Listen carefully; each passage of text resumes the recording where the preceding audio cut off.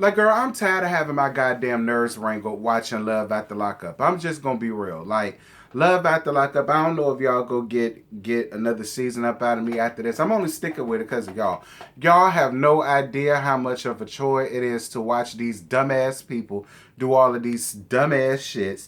It's just way too much. Like, I could put up with Love and Hip Hop type of dumb. I could put up with Basketball Wives type of dumb. I could put up with RHOA or RHOP or RHOSLC type of dumb.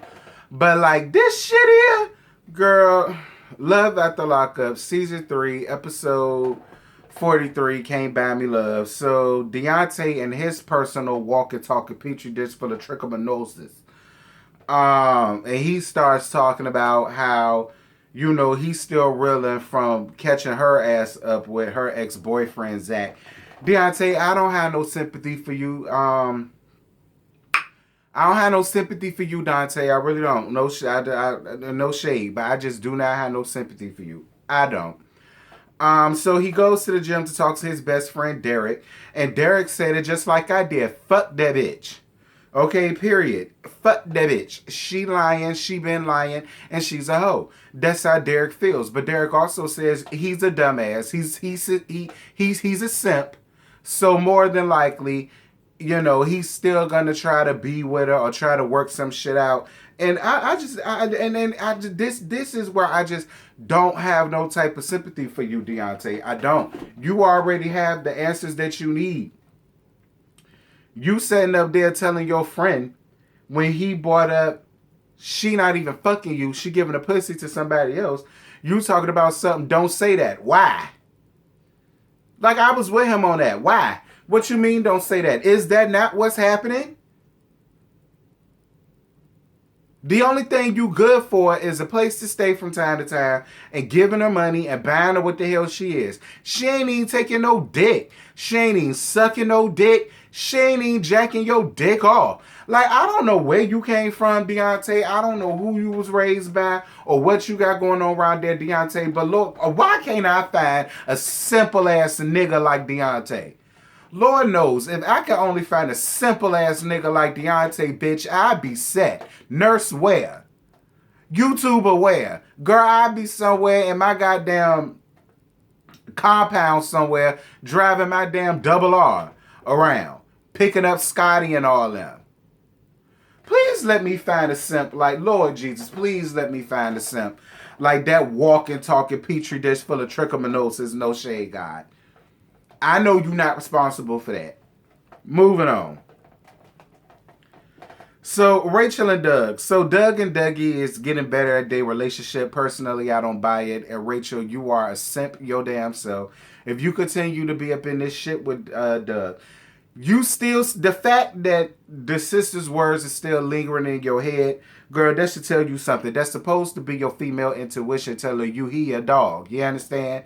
And if it ain't your female intuition, it needs to be Beyonce, girl, because they came off the Ring the Alarm. All right? That was off the B-Day album. That's your female intuition telling you he a dog.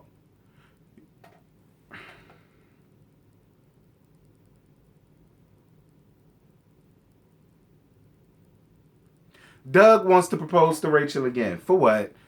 You wasted 5 G's on a ring that don't mean shit to you, ain't gonna mean shit to her from what it looked like. And it's just like a waste of their money. Doug, stop. Doug, stop. You don't want to be in nothing real. You just want to use hoes because that's the only thing your life is worth. But you made it that way. You had the opportunity to break the cycle and the generational curse and you didn't. Moving on. Stan and Lisa. Stan, use another simp that I ain't got no sympathy for. Like, Lisa is such a dirty, stinking ass, hood rat ass. Like, Lisa is one of them type. Lisa is one of them type of people that you just don't wish nothing good for. And I know you're not supposed to do that, being a Christian or whatever the case may be, but that's just how I honestly feel. She one of them bitches that I just don't wish nothing good for because you sitting around here using the weak and the elderly. And I ain't down with that. I'm really not. Is Stan a simp? Yes. But Stan is Stan. Stan is a 65-year-old widower, all right, who's still trying to, still grieving and all the rest of that stuff, and you sitting around here playing on it for your selfish reasons, you a got.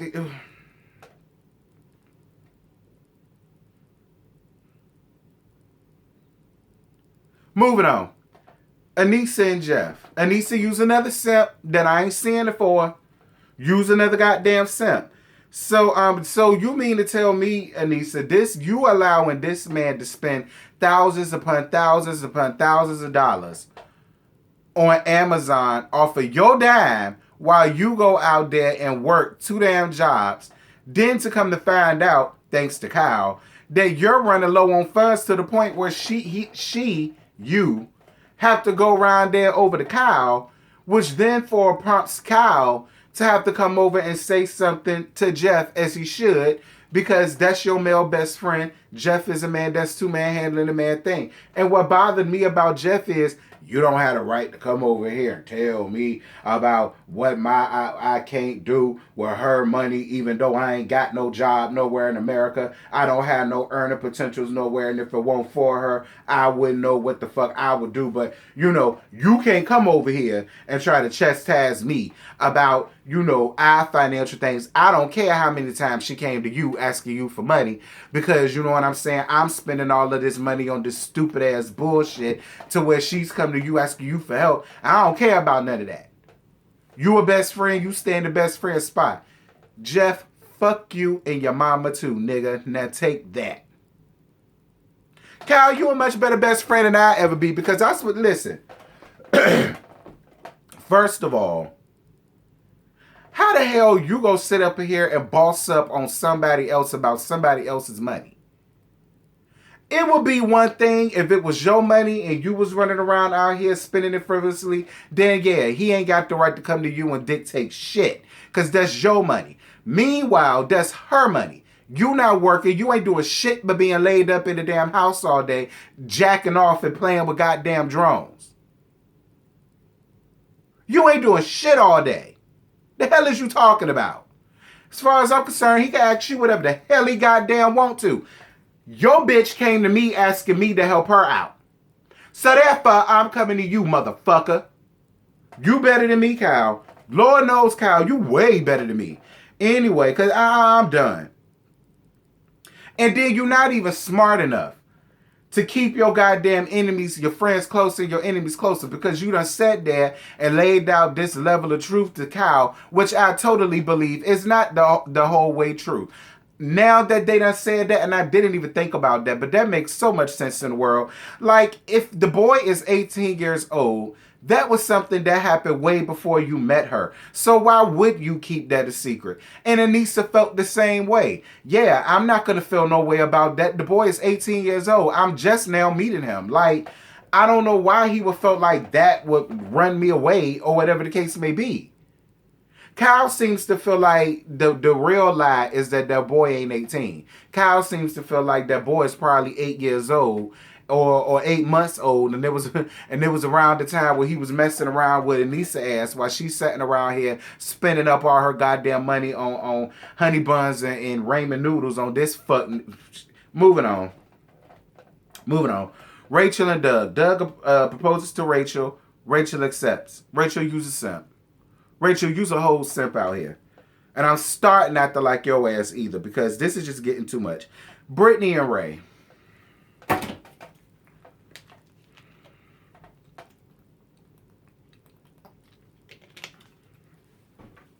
Brittany and Ray, here's what I got for y'all. Moving on. So Deontay and Nicole. Nicole going to meet with Tia, and she feels like she needs to do that in order to move forward with Deontay. You just a dirty, stinking ass hood rat. That's all you is, child. And you's another one that I don't wish nothing good for. Because you running around here playing with people's hearts all willy-nilly, and I'm going to tell you something. Karma is going to find a way to crap back up at your doorstep, Nicole, and it's going to be way worse than anything you've ever done to Deontay or anybody else that you done used. I promise you. That's all I got for you, girl. Moving on. Brittany and Ray. So Ray talks to Brittany about wanting to meet her family, and he makes her call her family in order for them to be able to move on all the way, and she calls her dad. Brittany and Ray and your dad ass daddy. This is what I got for all of y'all around there. Except for the grandma. Moving right on along. Not doing it. So Stan and Lisa, so they go to look at cars, and he wants to put it in her name so that she can make payments on it to build her credit. Stan uses simp. How she said, what job does Lisa have other than begging your ass for money? What job does she has other than turning your ass into instead of turning your ass into Stan scene while she's sitting around here letting it be known that she the one fucking your ass? I already knew that's what that was gonna be. I already knew it was gonna be your ass that was gonna be up in that straight jacket while she got you up in the swing, face down, ass up, because that's the way she liked to fuck. I already knew that, Stan. I told you that from the first damn episode that I reviewed this shit. I won't surprise that, and I won't surprise that she put it out there about you, and I sure won't surprise that you liked it. I know you like your Boondy played there, Stan. Me too.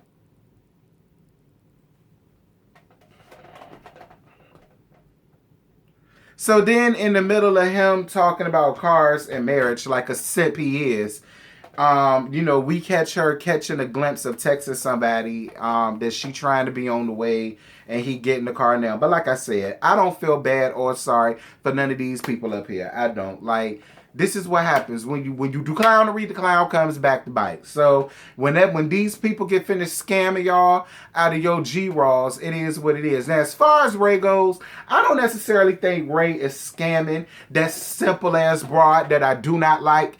I don't necessarily think he's scamming her. For some reason, I kind of do, because he got places to go. He can go home. But for some reason, he just wants to be up under Brittany. I don't know why. Because look at what happened. She don't mind being around your family, but she never wants you to be around hers. And you should find that a problem, as everybody else should. Because if they can accept her with all of her damn flaws, and Lord knows, it's plenty of them, on the outside as well as the damn inside. And the whole thing about it is, you so worried about your family judging him, but bitch, you been judging him more than anybody else. Because my whole thing is, if you really love this man to the depths of your soul, not to mention, you live by yourself, so you say. Your family don't take care of you, so you say. You and your family say you got 2 jobs, so you say. So I'm not understanding why the fuck you worried about how the hell they feel about what you do or who you bring in your house that you pay the mortgage on. So help me understand, because I don't understand it. I don't like her. I don't like her. I don't like Brittany. I don't like her. I don't like her. I don't like her. I don't like her. I don't like her. Y'all stop trying to get me to like Brittany. I do not like Brittany. I am a very good judge of character. Y'all saw how when Kai fuck ass first came on, put a ring on it. I read her down from then on. I knew that bitch won't shit. Look what happened. I don't like Brittany. I don't like Brittany at all. There's nothing about Brittany that is likable. There's nothing about Brittany that I find attractive. There's nothing about Brittany that I feel as though is going to be good or beneficial to Ray. Ray, anything and everything that Brittany is giving to you, you could get at home. Nah, that ain't what it is. You just want to fuck all damn day. And you can't fuck none of your family members. And your parents is old school. And they not allowing you to just be laid up. And I have another girl just laid up in the house with you. And you fornicating around there to their house. That's what they give me. Your stepmama give me very much so. She be sitting in the front pews at Bishop T.D. Jakes Church, okay? She give me deaconess number 25. They not having that at their house, and that's why your ass decided to go to Brittany's house. Since everybody want to know, well, if your family's so good, why you ain't there? Because he can't fuck her the way he can down to her house, because her peoples ain't gonna allow it. I could look at them and tell that. Anyway, y'all, that's all I got. I ain't got no more to give you because Brittany not going to ruin my morning. I refuse to let that hoe ruin my morning because that's why I skipped her ass. I'm gone, y'all. Bye.